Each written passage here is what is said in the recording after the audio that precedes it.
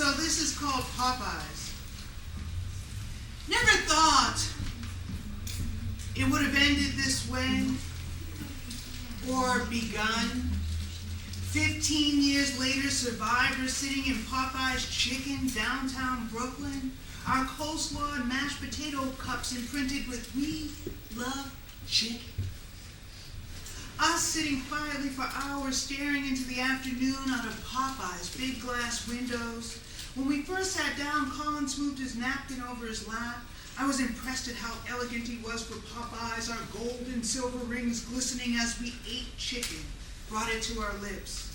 We, I think, were very unlikely customers, but who would have thought decades later we would be sitting together in Popeyes? The sole survivors of a generation gone, our brothers and sisters gone from AIDS and cancer. We came together accidentally through a show that later funding fell through. We determined bravely, without question, as we always had, both separately and together, to go on. That part of the legacy Donald Woods, Essex Hemphill, Audre Lorde, Asado Saint, Pat Parker, Merlin Riggs had left us with was to fight, to never walk away without fighting through whatever circumstance, to keep going. We had, at least Colin and I, the memory of Asado slamming his hand on the pulpit at Donald's funeral. We know somewhere inside we must always tell the truth. Colin and I are the witnesses, our tribe's council. We buried each of those men. We saw.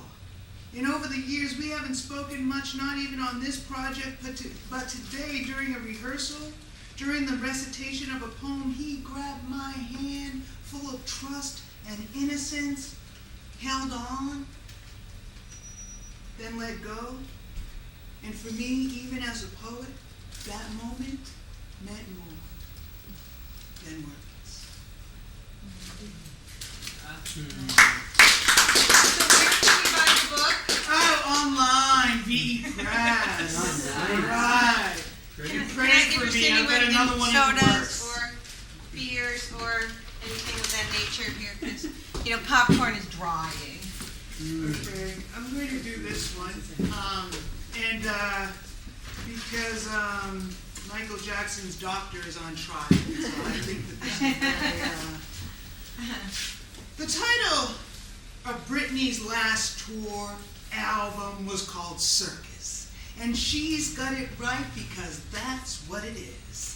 Today, they went after Michael Jackson's doctor, wanted someone to blame like someone in a child's game, sick with fear, fever, frenzy, needing someone to pin it on. We all know how he died and why. It's obvious. We all had stakes in it. He was the village witch. Warlock even had the audacity in broad daylight to change forms. He played the part well, with fits, spells, ill judgments like that crazy bitch Hecuba. He became the symbol of all of our fears, the person with whom we felt safe and superior enough to pin it on. Saw the cover of the New York Post a few days ago, and all it said for that brave brown boy with supernatural talent, all for the boy whose organs were feasted and fed upon, all it said for that king of American music was dead. And our black president remained strangely silent. Today they went after Michael Jackson's doctor like they went after the doctor of Anna Nicole and her lover Howard Stern. Didn't want to say that that tall Texan beauty died long ago. And what was left went with Daniel, her son.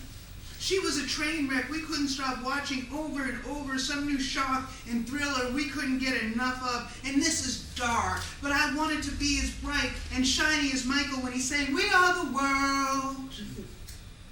But they went after his doctor the way they went after Mary Kate Olsen after Heath Ledger's death. The audacity was how everyone in Hollywood, the tabloids, covered up Ledger's death, called it a tragic accident. Only Deepak Chopra had the courage to say what was felt all along. It was no accident.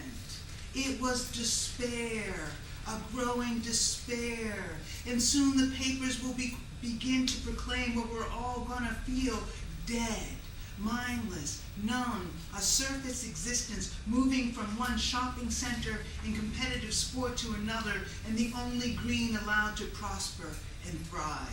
will be envy. Should I do one more? Yes? At least.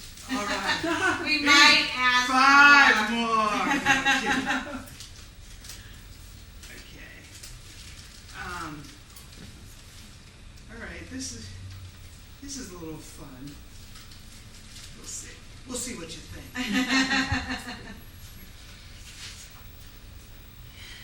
You know how everyone always writes those terrible poems about ex-lovers?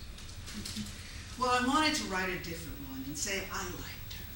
Because she was an insatiable fuck, willing anytime, anywhere, because during that big blackout in New York that happened a few years back after 9/11, which all the newscasters called a tragedy and such, she and I used the city's all-day electrical outage as an opportunity to fuck like two bunnies in heat. We held an indoor picnic and went to buy groceries and supplies by candlelight, then went swiftly back to our fucking.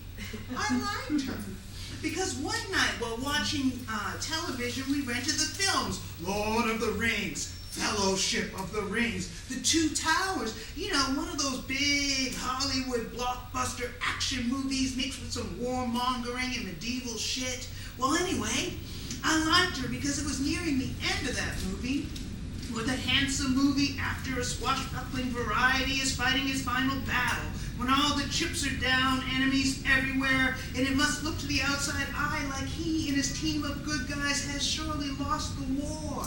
And one of his trusted counselors goes to him and tries to dissuade him from fighting by saying, "There is no hope." And right when he puts on the armored suit and dashes into battle, it says, "There's always hope." My lover, the woman I'm speaking of, turns to me and says, meeting the hero, "You're him, right?" I liked her because once after I'd gone on a trip and come back, she said, "I planned to meet you at the airport naked under a coat, but I feared being discovered. Homeland Security is ruining our relationship."